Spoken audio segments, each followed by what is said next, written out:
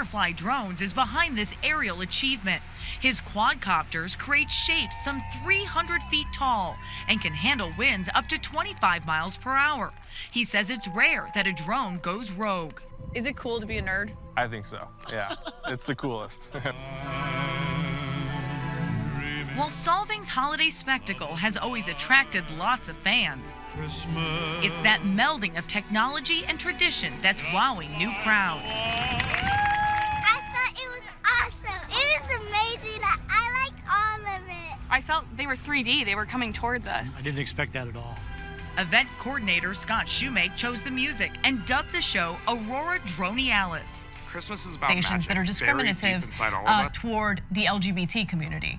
He's gay married, right? Like I say gay married because he literally cites that every single time he does his show, and he's addressing criticism from the left. Now, what you're about to see is Jeff Van Drew, who again defected from the Democratic Party and joined Republicans, embarrassing himself on Fox News while speaking to Maria Bartiromo. Take a look. It is a pleasure to be with you, and as I was saying before, I am so proud to be associated with you. You truly represent what news media should be about and just how to conduct a show like this.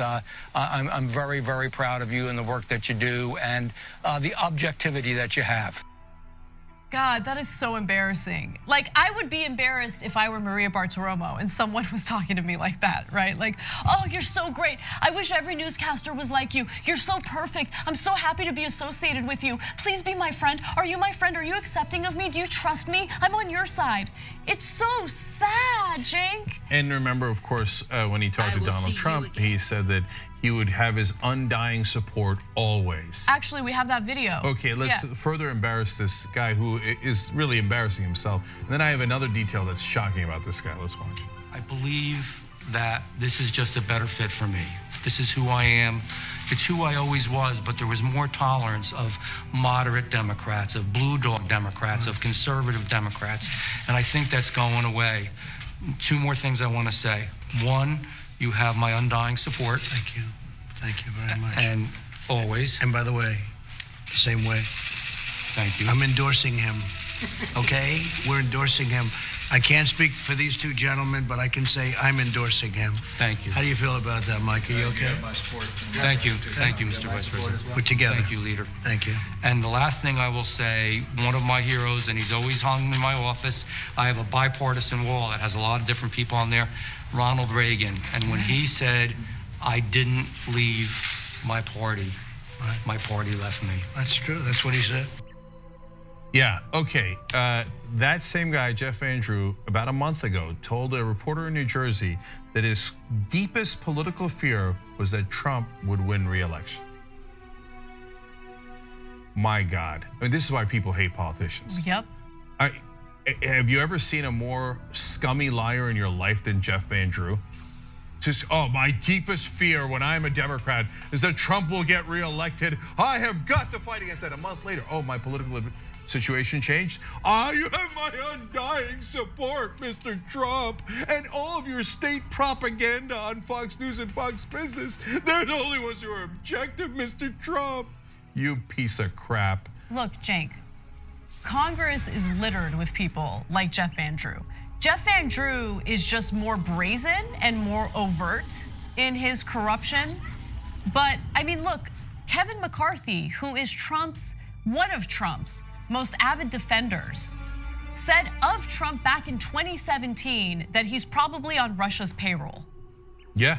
Okay, so these politicians only look out for themselves. Do better, America. And when I say that, I mean voters, do better, okay? Pore over their records, pore over who funds them, pore over any piece of information you have of them. And if you have a congressional candidate that has nothing to offer policy-wise, no details, no nothing, the only thing they have is a team of Oppo researchers who put out garbage about their opponents, be very skeptical of them. Because it means that they don't have anything to offer you. Just elect better representatives. We need to get these people out. Vote Jeff Van Drew out of office. Because if you're a Republican and you happen to be watching the show right now, understand that he doesn't even have your best interests in mind. Of course The only person he cares about is himself. He's just like Donald Trump in that way. You think he's not going to betray you either?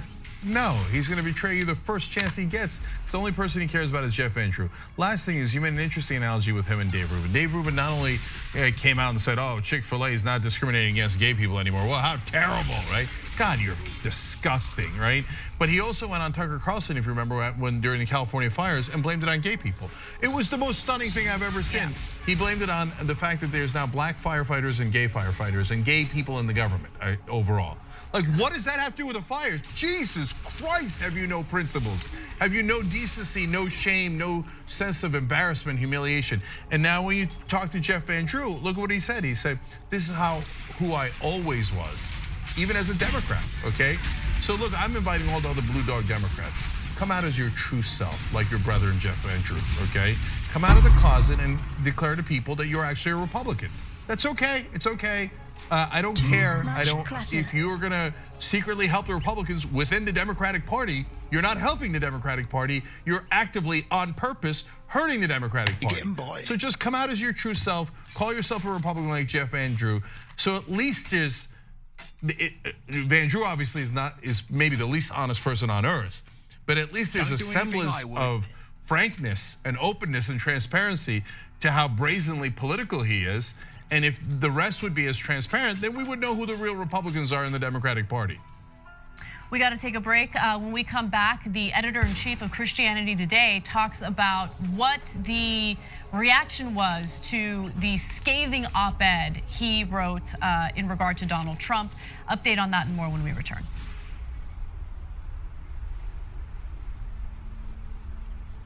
I'm old enough that I remember when Captain Crunch put the berries in there. Yay, crunch berries! And I was like, ooh, the fake berries. Remember? We're gonna try that. We did a story back in the day about how a woman sued, I don't know, General Mills. She'd been eating it for 4 years, right, believing that it was actual berries. Yeah. She's like, these aren't real berries at all. Yeah. I'm like, I got news for you. Captain Crunch isn't really a captain or a person.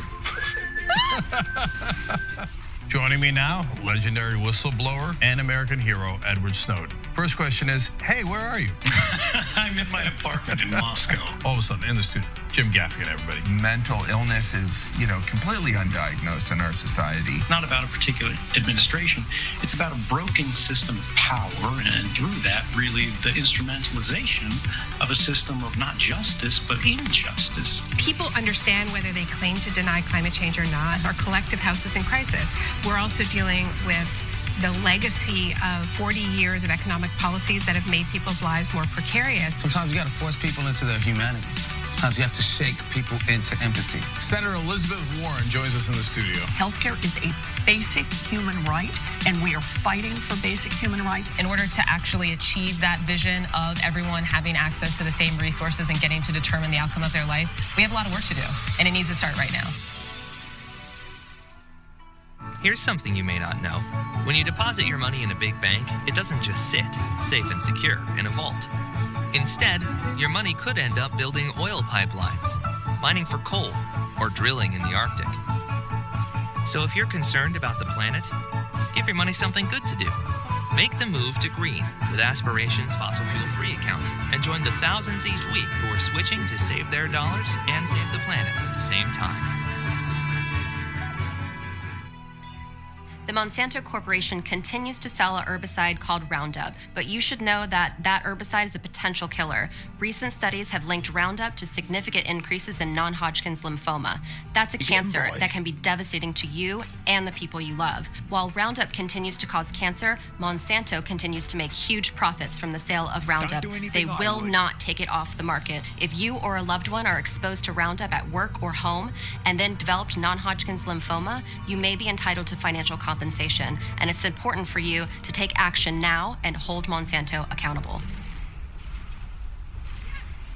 Cenk Uygur joins us. We are progressive and unapologetically so. Very happy to say that millennial and Gen Z generations are massively progressive along with us. Democrats, they've been so weak for so long. For God's sake, fight for your side. I would not like to compromise with Republicans. I would like to defeat them.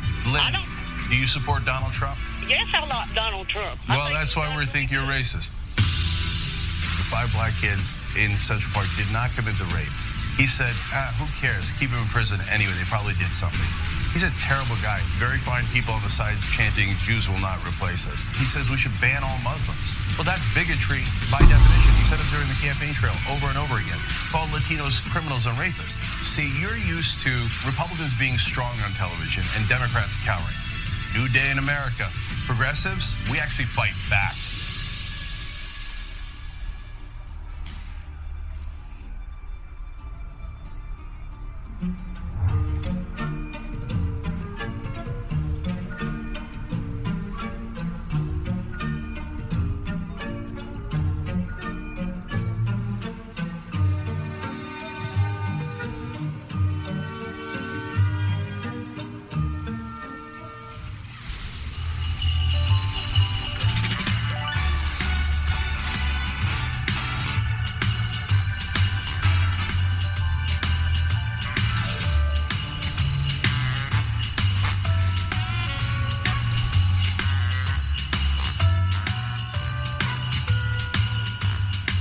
All right, back on the Young Turks.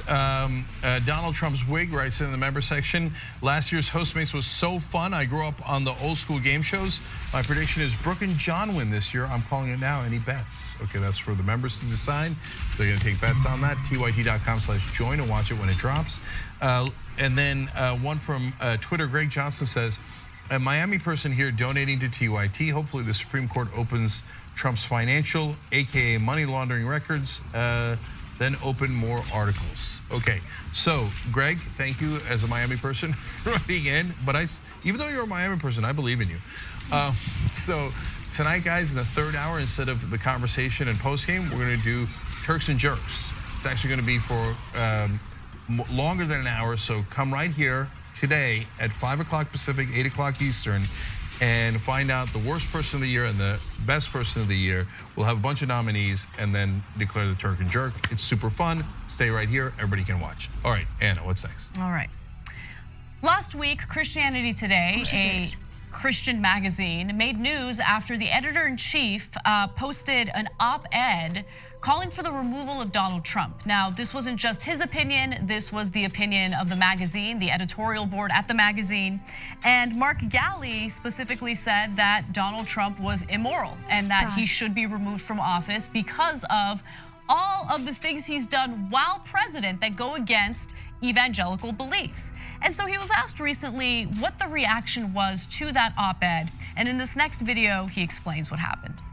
On the plus side, although we've lost a number of, hundreds of subscribers, let's be frank about it, we've gained 3 times as many subscribers. So I think overall, at least the world we live in, it's been affirmative. But yeah, there has been the angry emails, there's been the defensive emails, there's been the outrage. I mean, one of the things that interests me is that some people who are outraged say that I am questioning their spiritual integrity. Well, as you know, Reverend Sharpton, when one preacher tells a group, whether it's a church or a large group out there in the public, that what they're doing has serious moral problems, well, that's called, we do question their spiritual integrity, just as they are questioning my spiritual integrity by calling me judgmental and uncharitable. That is the nature of a conversation that gets intense on a moral level. And one of the things we're having to dispute here is not just that whether we're questioning the moral integrity of one another, but who actually is more in line with what I would consider biblical and theological values that we all hold. So before we get to addressing some of the specific points he made in that clip, I do want to give you one other statement that Mark Galli made. He said a stereotypical response, meaning to the op-ed, is thank you, thank you, thank you, with a string of 100 exclamation points. You've said what I've been thinking, but haven't been able to articulate. I'm not crazy. So I really like that quote because it made me realize that regardless of what your religious beliefs are or what your political affiliation is, everyone's getting gaslit by the Trump administration, right? And you're not crazy. Whether you're on the right or the left and you see things clearly and you see how disastrous this administration is, the fact of the matter is the people in charge are gaslighting you. What Trump is doing does go against all of the so-called biblical beliefs of evangelicals. Yeah, and the ones that they've said their whole lives. Look, that's why it's so important for Christianity Today to do this, because somebody's got to burst the bubble, because the bubble is so thick, they don't watch anything else. They don't read anything else outside of Fox News, conservative media, and then evangelical outlets like this. So when someone inside the evangelical bubble says, guys, you're not wrong, this is what we've been preaching against our entire lives, it leads to a flood of people going, yeah, right? I thought I was the crazy one. What? Yeah, of course. We're not supposed to sleep with porn stars when our wives are pregnant. We're not, right? I mean, we're definitely against that, right? We're not supposed to have all these mistresses and then pay them off and have these criminal lawyers that are sitting in jail and we're not supposed to do that, right? We're not supposed to work with the Russians to sell out our own country. I didn't take the crazy pill, right? That's right. Look, it's an interesting concept, and so there's all these things now that people talk about in regards to how things are bad on the internet. Now, Christianity Today is an old magazine founded by Billy Graham. It's been around a long time, so it's not really online media, but what they're getting now through those subscriptions is part of the online media ecosystem. And what it is when you do something good, there's also the upside of the internet, where people go, yeah, okay, you're principled, I'm gonna subscribe to your publication. Right. So while they might have lost about 100, this is incredible to me. They lost maybe about 100 subscribers, but they gained 3 times that. Yeah. So I know we're talking about a small amount of people overall, but what does that message to you? That message is to you that while sometimes it feels as though you can never get through to anyone on the right and that Trump's base is unbreakable, fact of the matter is there are people paying attention and they do see his behavior as problematic, not only for the office of the presidency, but for the country as a whole. And that's a good sign. Yeah, by the way, it's the same thing here. When we say something positive where people go, yes, how come nobody else says that? We get more subscribers. tyt.com/join to become a subscriber. Because if you don't support independent media like that and you don't support the kind of good behavior, then you're not gonna have it. And you're not gonna have that kind of media. And so we rose out of my living room. It was a 1-bedroom apartment. We had nothing at all. And now we have this, you guys are amazing. We have about 50 million unique viewers a month. And so how do we get there? Because of you guys going, yeah, that's right. And I remember the emails early on. That's why I love this story. When people, I remember this mom in North Carolina said she put the babies in the car and she was gonna go pick up her husband, but she'd drive around town for an hour just to listen to us on Sirius Satellite Radio. And almost all the emails had the same exact theme that Mark Galli's talking about there. I thought I was the only one. But it turns out, yes, you guys are right. That's what I was thinking. Because at that time, no one in the media was really holding the Bush administration accountable for a host of issues, including the preemptive war in Iraq. That was what actually attracted me to this company. Because on my first day, I was just meant to be a 2-week temporary employee to fill in for JR. And you came in like a few minutes before you were supposed to go live, of course. And you know, like you're a mess. But then you go live and you start railing against Bush. And I was like, oh my God, I'm working at CBS Radio right now and no one does this. This is amazing. And it wasn't railing without facts, it was railing with facts. Yes. That's the whole point. And Mark Galli has the facts. Look, if you're an evangelical, even if you're on the right wing, you know Mark is right, and you know with every fiber of your being that this is all the stuff that you guys preached against for your entire lives. He's broken every rule, every law, every commandment that you hold dear, and you know it. So God bless the Mark Gallis of the world for speaking truth to power under incredibly difficult circumstances.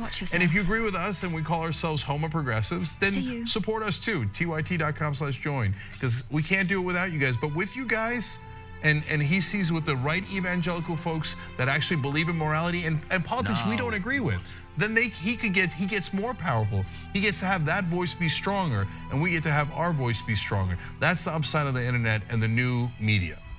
All right, let's move on to some foreign policy news. Former National Security Advisor John Bolton has been spouting some fighting words against Donald Trump, which means that today we share our latest edition of As the White House Turns.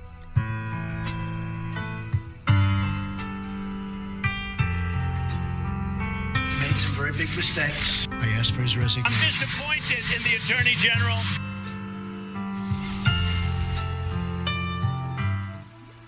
In an interview with Jonathan Swan at Axios, John Bolton flat out said that Donald Trump doesn't even intend to denuclearize North Korea. So let me give you the details. Bolton told me in an interview, Jonathan Swan writes, that he does not think the administration really means it when President Trump and top officials vowed to stop North Korea from having deliverable nuclear weapons, or it would be pursuing a different course. As Bolton sees it, the administration now has more of a rhetorical policy that is unacceptable for North Korea to have nuclear weapons that could hit America or its allies. Now, North Korea has not only continued building its nuclear arsenal, but it has also put out more threats against the United States. In fact, going so far as to claim that they would attack the United States during Christmas. So, look, be careful here, because John Bolton's a warmonger and a neocon, and so if he could, he'd probably start a war with North Korea, even though almost no one else is in favor of that. So, in a sense, I'll give John Bolton ironic credit here, because most of the neoconservatives and the dishonest people that started the Iraq War only care about the oil. That's why they don't want a war with North Korea, because North Korea doesn't have any oil, so we let them build all the nukes that they want, right? But John Bolton is such a principled warmonger that he's like, no, I'll take war for war's sake. Okay, even though we have no benefit in North Korea, let's go to war anyway. So when he says we're not doing it enough, take it with a giant grain of salt. Yeah. But the important part here is him saying, no, I was there. I know we're not doing anything. It's a rhetorical policy, meaning it's only words. We're not actually doing anything to hold North Korea's nuclear ambitions in check. So you're absolutely right. He is a warmonger, and he can't really be trusted when it comes to foreign policy, especially with an adversary like North Korea. However, he doesn't call for war with North Korea in this interview. In fact, he does give a specific example of what the Trump administration should do when it comes to North Korea, and I agree with him on this, so let me get to it. So he says, when the president says, well, I'm not worried about short-range missiles, he's saying, I'm not worried about the potential risk to American troops deployed in the region or our treaty allies, South Korea and Japan.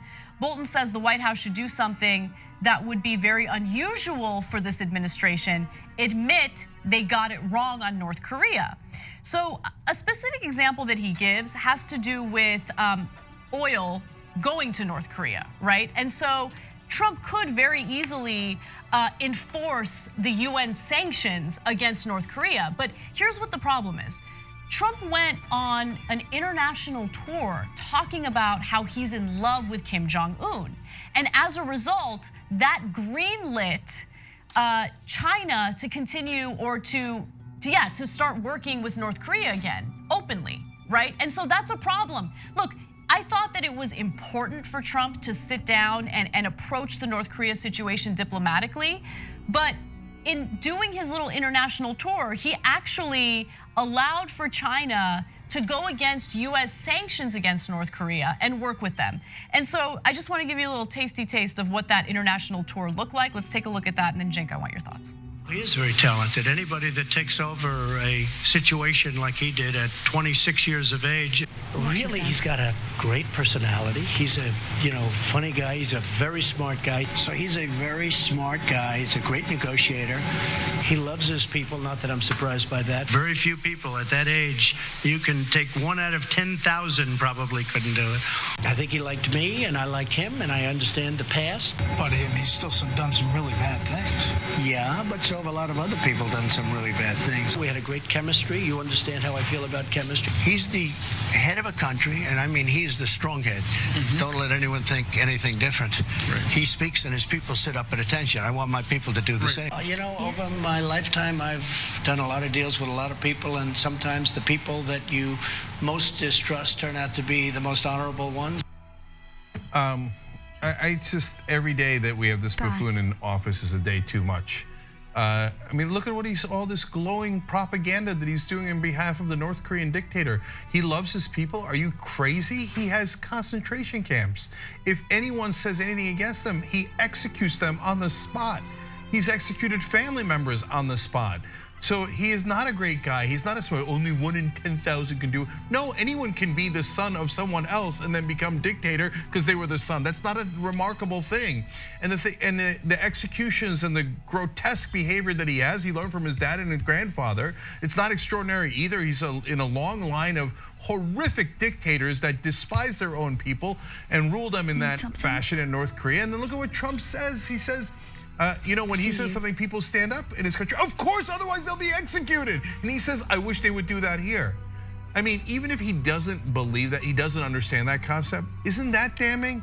That he doesn't understand the concept of what a dictator does and why people stand up to applaud him, and that he views that as a positive thing. That's unbelievable. So now back to what Anna was saying. So we wanted him to sit down because we believe in negotiations. You don't get to negotiate with your friends, you negotiate with your enemies. That's how peace works. Now, so I think some of the Democrats and Republicans are too obsessed with, it's a photo op that Kim Jong-un will use. So what? So, when they did the Camp David Accords, yes, both the Egyptian and the Israeli leader got to do photo ops, but they also got a peace deal. It was the most important peace deal for Israel in its history. That's how you do it. But in this case, it wasn't just a photo op. It allowed China to circumvent the sanctions, etc. It allowed, most importantly, the North Koreans to build 6 nuclear weapons while we said, literally, we don't care. Trump says, I don't care about the short-range missiles. It would kill, even if they don't have nukes, they would kill millions of people in South Korea alone, let alone Japan, let alone our troops.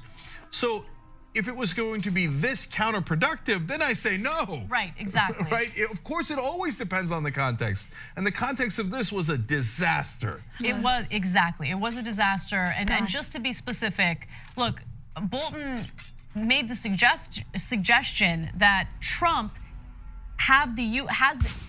Trump used the US Navy in order to intercept oil that's being delivered to North Korea. He's not even doing that. And again, going back to those UN sanctions against North Korea, if the UN goes to China and says, yo, what's going on? You're supposed to comply with these sanctions.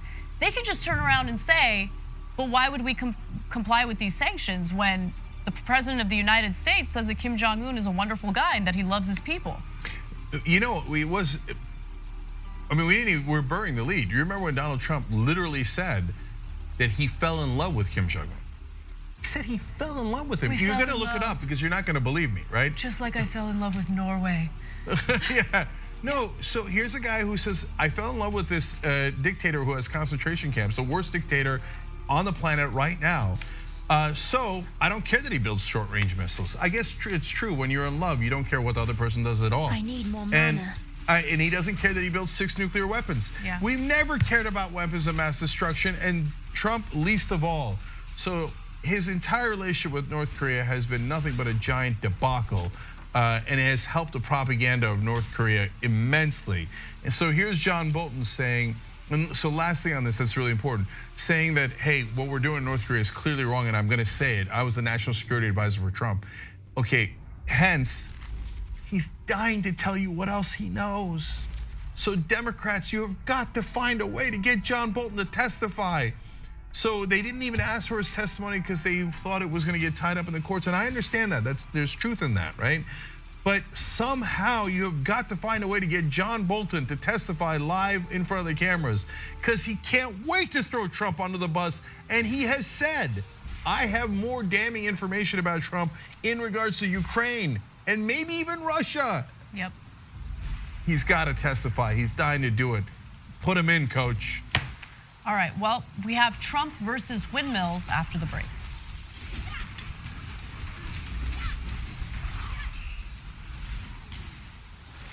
Patience. It's a virtue. They think you can put me in a box. But you can't stifle a revolution. Cenk Uygur, you started something, an idea. The truth and honesty matter above all else. And the people love you for it. And for a while, so did I. We could have stood united, a political force of reckoning upon our foes, the hypocrites, the phonies, the unjust. But you put me in this box. Jake! No! You began without me. You began without me. But God as my witness, I will be the one to finish it. They did 100 squats a day for 30 days straight. I was like, how hard can that be? That doesn't sound very hard. So I'm gonna try to do this for 30 days and see if there's any difference in my physique. 3 weeks later. Steve, how is your exercise regimen coming along with your squats? I did 100, 100, 100, 0, 0, 0, 0, 0, 0, 0, 0, 0, 0. You're pacing yourself. The Monsanto Corporation continues to sell a herbicide called Roundup, but you should know that that herbicide is a potential killer. Recent studies have linked Roundup to significant increases in non-Hodgkin's lymphoma.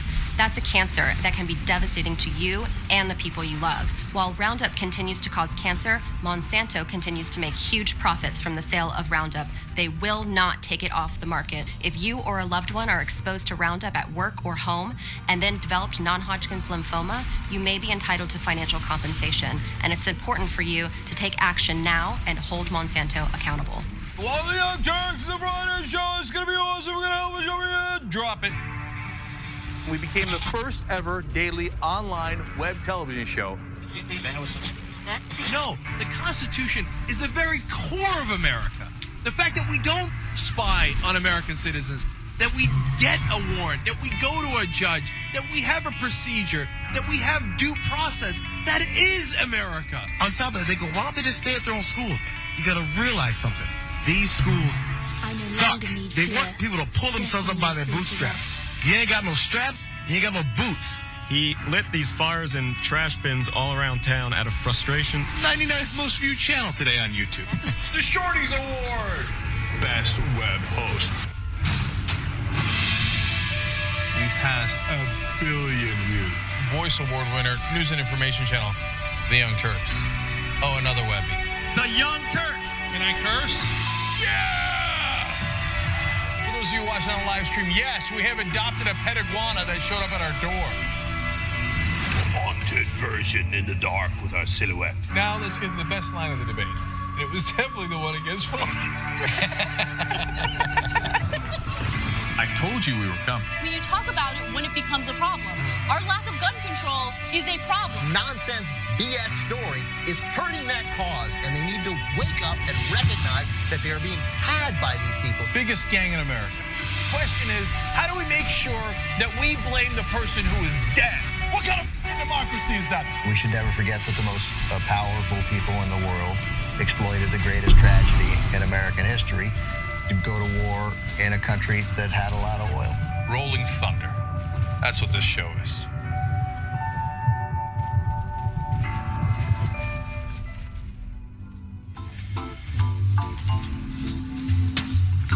You either master nightmare or it masters you.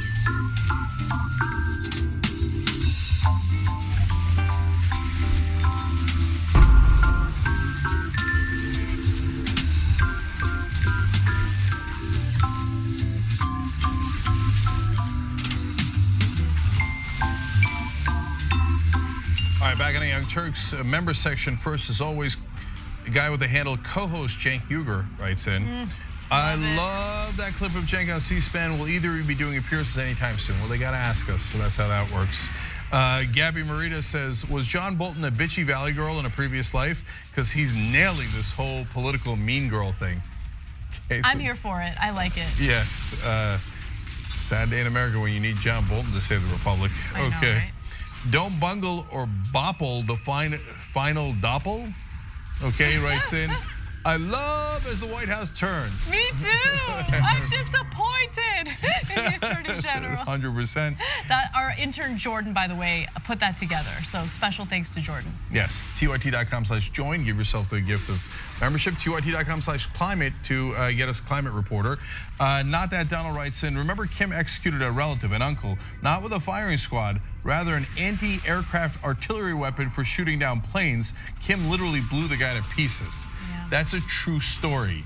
And Donald Trump fell in love with that guy and has let him build nukes. Last one is from YouTube Super Chat, which we really appreciate here on Christmas Eve. Thank you to everyone in the TYT fam for doing today's live show. You really give hope to future generations. Merry Christmas and Happy Holidays. To you too, Netta. Thank you so much. If you've got any money left after Christmas, put it over to Aspiration. Aspiration.com/TYT. It's a win-win. Wonderful progressive organization, and they give you great rates. All right, what's next? All right. Donald Trump gave a speech before Turning Point USA. It was their annual conference. So, as you can imagine, he said crazy things. In this case, he continued on with his insane conspiracy theories in regard to renewable energy. Take a look. I never understood wind. You know, I know windmills very much. I've studied it better than anybody. I know it's very expensive. They're made in China and Germany mostly. Very few made here, almost none. But they're manufactured. Tremendous if you're into this. Tremendous. So he says that he is an expert when it comes to windmills, and obviously we know that's not true. He has more on this. Let's take a look at the next video. You know, in California, they were killing the bald eagle. If you shoot a bald eagle, they want to put you in jail for 10 years. A windmill will kill many bald eagles. It's true. And you know what? After a certain number, they make you turn the windmill off. That's true, by the way. They make you turn it off after you. And yet, if you killed one, they put you in jail. That's okay. But why is it okay for these windmills to destroy the bird population? And that's what they're doing. Number one, Trump doesn't care about birds. He's never cared about any living thing other than himself. If he actually cared about birds or any living thing other than himself, he wouldn't roll back every environmental protection policy that the Obama administration passed. With that said, his claims about bald eagles is unfounded. In fact, if you go to PolitiFact, they fact-checked this specifically, and they found that this was mostly untrue. And there it is, mostly untrue, mostly false, okay? And if you talk to actual experts about this, they'll tell you what the reality is. So Trump could not have arrived at this number, hundreds and hundreds, from any reliable source unless he's referring to all eagles killed by industrial scale wind turbines since they were installed in the early 1980s. Cumulatively, over time, there have been hundreds of eagles killed, probably about 2,000, which sounds like a lot. But they've actually upgraded the technology and they've changed the design so they're not as much of a problem for birds, including bald eagles. Old turbines started getting replaced by larger turbines that are being more carefully sited to reduce eagle fatalities. And then finally, something really interesting about bald eagles that I didn't even know about. Bald eagle deaths appear to be rare. Also, as a species, there is less concern because their population, about 70,000, is growing, while the population of golden eagles, about 20,000, is at best holding steady and could actually be declining. Anna, are you saying that Donald Trump didn't look into all those facts before he spoke? I mean, look, I know, I try to see these unhinged Trump claims as an opportunity to learn more about something that maybe I didn't know as much about. And the bald eagle population is certainly in that category. Yeah. Okay. So what I don't understand is, does he know more about windmills than anyone else, or does he not understand wind? I know windmills very much. But I never understood wind. Can you understand windmills without understanding wind? Are we winding so much that our head's gonna spin? Are we getting tired of winding? Okay, so remember, this is the guy who said that windmills cause cancer because of the noise that they make. Yep. Wind does not in fact cause cancer, nor do windmills, and certainly not because of the noise that they make. So then, I mean, it's a funny story because he's an obvious buffoon to anyone who's paying attention, which eliminates a third of the country and half the media. Okay, the most obvious buffoon you've ever seen in your life. If you saw him in real life, you'd be embarrassed. You'd walk away slowly and try to get out of the dinner party where you got invited with this clown who's in the room. Nobody, imagine you're in a dinner. I would just tell him I gotta go to the bathroom. Yeah, like, and I'd never come back. Imagine you get invited to a friend's house, and then they have this crazy uncle who says, nobody knows windmills better than I do. Nobody knows. Killing hundreds of eagles. You're like, oh, that doesn't seem right. And then he turns around and goes, I don't know anything about wind. You'd be like, what? He's like, plus it causes cancer. You'd be like, I gotta go. Hey, thank you for the turkey. I gotta run, right? Anyway. Okay, but this next clip, do you have more? No, go ahead. Okay, this next clip is my absolute favorite, okay? Because to his credit, he's a little self-deprecating here, but he also makes other claims that actually go against his capitalist nature, which I think is fascinating. So let's take a quick look at that. I've seen the most beautiful fields, farms, most gorgeous things you've ever seen. And then you have these ugly things going up. And sometimes they're made by different companies. You know, I'm like a perfectionist. I really built good stuff. And so you'll see like a few windmills made by one company, General Electric. And then you'll see a few made by Siemens. And you'll see a few made by some other guy that doesn't have 10 cents. It looks like so you see all these windmills, they're all different shades of color. They're like sort of white, but one's like an orange white. It's my favorite color, orange.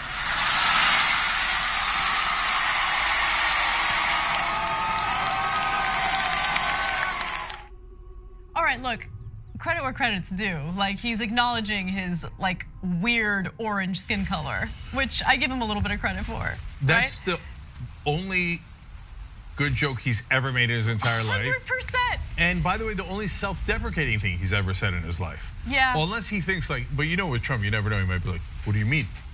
Orange skin is the best skin. It's the strongest skin, right? But anyway, it was a joke about himself. I'll take it. Hey, credit where credit is due. Fantastic. And people laughed. Good. Okay, and for the first time ever, they weren't laughing at him. They were laughing with him in this case. They really were. You know, his reaction though, remember when he insulted Ted Cruz's wife and basically like on Twitter compared her to Melania and trying to make it seem like she's ugly? Yes. Like his comments after that were kind of funny too. Like he's got this, he's so grotesque and I wish he had no power, right? But he has his moments where like he says things that are so crazy and outlandish you can't help but laugh.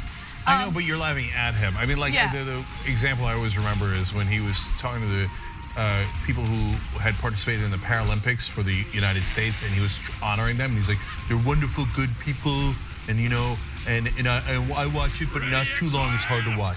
You're like, "No, don't say that. No, don't say that, right?" And so that's usually how he, you know, acts like a buffoon and a clown, etc. And you might laugh at him while you feel horrible for everyone around him. But this one was actually about himself. I don't know if he intended, if it was an accident, but when people laughed, he was like, okay. But by the way, the rest of the rant, what was he talking about? Okay, that's really the substantive part that I wanted to comment on. So it sounds like he has a problem with multiple companies competing with one another in the wind turbine business. Because that's what capitalism is, right? It's a free marketplace of ideas. I see. Free market. An interesting place. Yeah. See, I didn't. First of all, I just couldn't get past. Some are white, some are orange white, some are like. Why are we? He sounds like Will Ferrell in Old School, right? Like I was wondering what she was wearing. Was it white? Was it orange white? Why are we having this conversation in the middle of everyone? Okay. Anyway, but the bottom line is, if you're wondering why does he hate windmills so much? Because in one of his golf courses, they have windmills right outside the golf course, and it's driving him crazy. He thinks it's lowering the property value of that golf course. So he has been, so normally when Republicans do that, they're actually doing it because the fossil fuel companies that are their donors told them to attack renewable energy. In Trump's case, it's not that complicated. It's just, windmills are hurting my property, my golf course. I don't like it. I think they cause cancer and they're orange-white. I like open fields, these beautiful open fields. Norway. Such a creep. Anyway, that's Trump. Wind turbines, that's the story. But we have more in the news today when we come back from the break, including shady email involving one of Pete Buttigieg's donors. So we'll have the details on that and more. We'll be right back. Windmills. All right, well, the Young Turks special election day coverage dropping. An amazing power panel. Look at this panel. You want to talk about power? Like a smart Destiny's Child. We're all too strong. We spun a revolution. Yes, another one. Aren't you excited? Wow. Some of the best writers in the country are right here on this panel, with the obvious exception of John Irola. Let's not so quickly discount Harry Potter fanfiction. Most of us are usually in boxer shorts underneath. I went with the pants today. This is the first ever power panel with Donald Trump as president. We have elected the top Twitter troll in the country. We have to stop pretending that race is not an issue in this country. Now keep in mind, racism had gone away until Barack Obama brought it back. That's right. They want to protect life so much that they want to ensure that insurance companies don't cover your maternity care.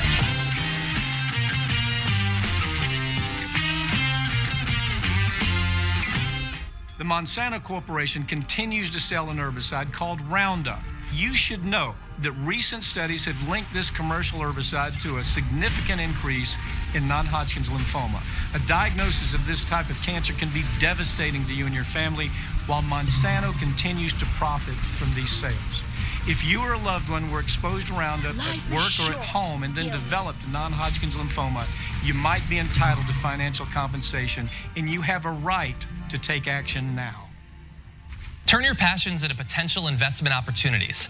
Whether it's cannabis, fashion, travel, video games, or anything in between, you tell us what you're interested in, and we'll help you uncover the investment potential. Introducing Doe, our newest partner. With Doe, you can be an owner, not just a consumer, with no fees to trade individual stocks. Doe provides your daily one-stop investment shop with lists of companies that relate to your personal interests, relevant news on your favorite stocks, and videos that unpack today's money-moving headlines in under 3 minutes. Go to doe.com/TYT and download today. Listen up, you fart faces. I know you two chuckleheads have been getting into monkey shines while on the company's dime. On February 3rd, Ja'Cory, you wrote, "Slaps roof. You can fit so much spaghetti in this bad boy." We were on our way to go get lunch. What does that mean? Catch these hands. It's like lend a hand.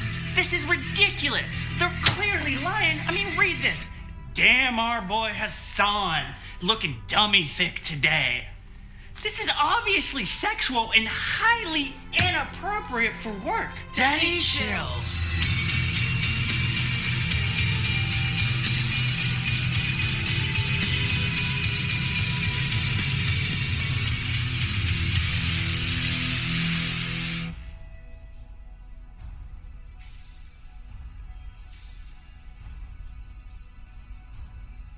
Hi everyone, my name is Julie. I work on PR and marketing for TYT. I'm about to show you guys my collection of political memorabilia. So let's get started with the Obamas.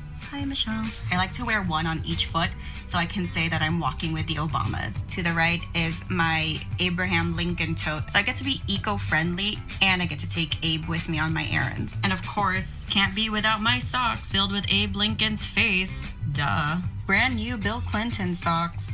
These were on clearance, Alexander Hamilton socks, which I like to wear during Politicon. This really cool lanyard as a souvenir from my internship back in 2013. Around it, I have my RBG keychain. My boss gifted me these really iconic women cards featuring Hillary Clinton, Sojourner Truth, Rosa Parks, Susan B. Anthony, Sacagawea. All right, that's it. Cheers.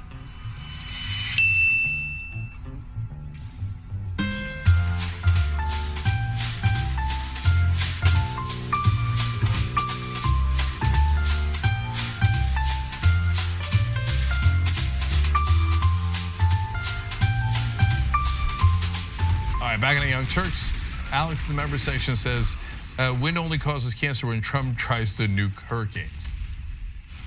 If you didn't catch that story, he asked if we could nuke a hurricane. Well, then the wind would cause cancer, that's true. Okay, the man's a lunatic and he's in charge. All right, and the Democrats still have not defeated him.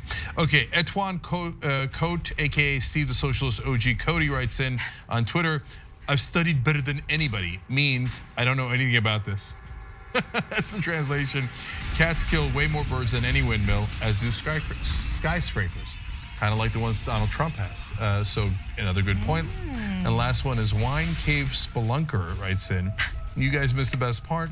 So the world is tiny," this is a quote, "so the world is tiny compared to the universe. So tremendous amounts of fumes and everything." God. And then he ends with, "What the hell?"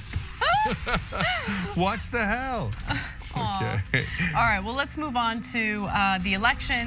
Pete Buttigieg is, of course, in the news today, and it's a big story. So Pete Buttigieg is facing a new round of scrutiny following revelations that one of his biggest campaign bundlers was trying to encourage a wealthy donor to back Pete Buttigieg. And what he said in his email to this wealthy donor is really the heart of this problem here. So HK Park, who works for the global business consultancy, the Cohen Group, is the one who sent this email. Again, he is one of Pete Buttigieg's bundlers, which means that he has gotten together with other wealthy people in order to raise like a lump sum of $25,000, minimum of $25,000. And here's what we know. He said in the email, if you want to get on the campaign's radar now before he, meaning Pete Buttigieg, is flooded with donations after winning Iowa and New Hampshire, you can use the link below for donations. The prospective donor was also disturbed by the solicitation. It's very telling and concerning that one of the campaign's major bundlers would talk like that, said the donor, who asked not to be named. And what's really fascinating is that he made it clear that this is how you influence Buttigieg, right? If you want to get to him, if you want to be on his radar, you maybe want to give him some money, right? Which makes it so clear. I mean, it's what you always say, Jake. It's what you talk about on this show all the time. It's the reason why you created Wolfpack, to get money out of politics, because that money is not charity. They don't do it out of the kindness of their own hearts. They do it to have influence over these candidates. And by the way, the prospective donor, this is the person who received the email and found it disturbing, said, what would this suggest about the way he's going to interact with Silicon Valley if the implication is pay for play? If that's the way he's operating, it's in the public interest for people to know what's being said. So on the one hand, I love that this story is getting huge attention, and I think it merits it. So here are the donors basically saying, if you want the president to do you favors, you not only have to give him money, you have to give him a lot of money, and you have to give it to him early. Otherwise, he might forget you with all the other money / bribes he's getting from other people later, right?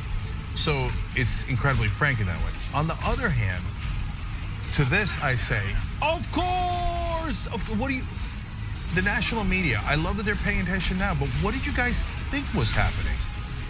Did you think that every donor, including lobbyists and bundlers and corporate PACs, were giving money for their health? I mean, how preposterously naive. They know. How ridiculously naive. So now the national media discovers the whole idea of donors. Well, hello everybody, nice to see you. Apparently you were born yesterday. But again, don't get me wrong, I love that we're having this conversation. And I told you on the night of the debate, the wine cave started it all. Yep. Once the wine cave was mentioned by Elizabeth Warren, you couldn't stop the momentum. And I've been dying for politicians to say it for 20 years now. Just call it what it is. It's corruption, it's bribes.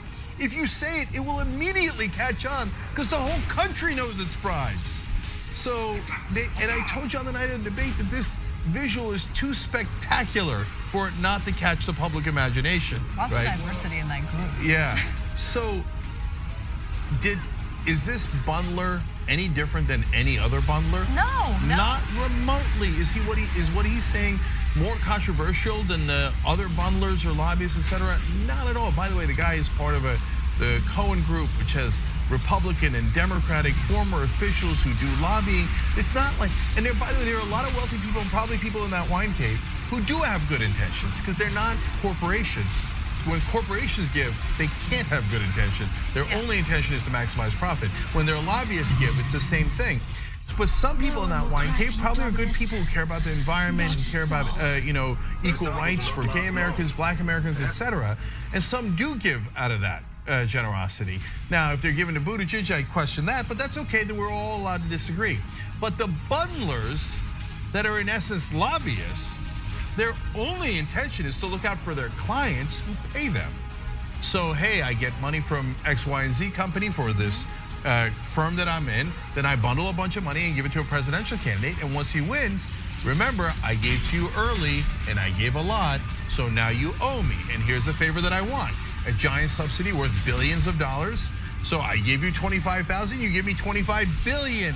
That's how they've been ripping us off our entire lives. Yep. That's at the core of this rotten, corrupt system where money rules everything, the donors rule everything. So I want to go to an old video featuring Pete Buttigieg. It's from almost 10 years ago. It's from 2010. And in it, Pete Buttigieg talks specifically about money and politics. Take a look. I think we need to get special interest money out of the treasurer's race. Right now, there are almost no rules constraining the ability of, say, Wall Street banks to pump large sums of money into state treasurer's campaign. And having looked at my own finances and seen what's happening in my opponent's race, I've noticed that thousands of dollars are flowing in from some of the biggest banks in the country in order to defeat me. It's not just that they're trying to defeat me that I'm bothered by this, but very early on in this campaign, I made a decision that I wasn't going to accept any money from a bank that could be doing business with the state treasurer's office. I think it creates a conflict of interest. It creates an appearance, at the very least, that can smell like pay to play. It's not good for the state. And I don't think it's good for the banks either. Who wants to be the one bank that didn't contribute if 4 or 5 banks are competing to get a favorable decision from the state treasurer's office? Now, that Pete Buttigieg was exactly right. But look at his situational morality. At the time, he's a super young guy running for state treasurer, and he can't get any money from the banks or anyone else. Very hard for him to raise money against entrenched Democratic incumbents and other people in the race, right? So he says, oh, I don't want to take money. No, it's my choice. If you notice, even in the clip, he says, like, not because it's hurting my campaign, meaning it's because it's hurting my campaign, right? But I can't take money, I can't raise it, so I'm against pay to play. God damn it, it's pay to play. You pay and then you deliver for your donors later. Now, he says, one of his nicknames now that people keep chanting is Wall Street Pete. He's taken untold amounts of millions of dollars from Wall Street, right? Now, all of a sudden, when he can get the money, he's like, well, come on, money doesn't corrupt. Elizabeth, does it corrupt? It doesn't corrupt when I take all these gobs of money, right? But guys, if you don't know this, because the mainstream media refused to cover it in the great protection racket of Pete Buttigieg, he also has a list of his donors from when he ran as mayor that he will not release. So we broke that story, tyt.com/investigates, check it out. And then later, Jonathan Larson, our managing editor, broke another story where it turns out cops in South Bend, racist cops in South Bend, were calling one another saying Pete Buttigieg's donors are going to make sure that we fire the black police chief and white people are going to be back in charge. And Pete Buttigieg has been hiding those tapes. His lawyer has those tapes, knows those tapes, won't release the tapes either. Situational morality. Yeah, exactly. Look, one thing that I will say, like I've been critical of Warren when it comes to how she's moved to the center on certain things, especially Medicare for All. However, I give her credit and I give her campaign credit for going after Pete Buttigieg's funding and going after the whole wine cave thing. Remember, all of this talk about corruption and money in politics is because Buttigieg and Warren have been feuding over the corruption issue. And so she did a great job with that, and I love the fact that the media has followed suit, in this case with Axios getting the scoop on this email. And guys, another dynamic you don't know is this, so the media hates talking about corruption and money in politics, and a lot of those same donors give ads to these same companies, okay? But that's why they will never ask that question unless a candidate brings it up. That is why when Elizabeth Warren mentioning the wine caves was so important, because the media was never, ever going to bring it up unless one of the candidates did. And Warren had the courage to do that. And it's not just that moment. Be fair to Elizabeth Warren, and that's why I supported her for so much of this campaign. I ultimately endorsed Bernie Sanders, but I told you Elizabeth Warren's a real progressive and a real fighter. She has focused on corruption more than any other candidate. She's mentioned it in every debate multiple times. I've seen her stump speech. She nonstop talks about corruption. She has done more to highlight that issue than almost anyone else. And finally, we have begun to move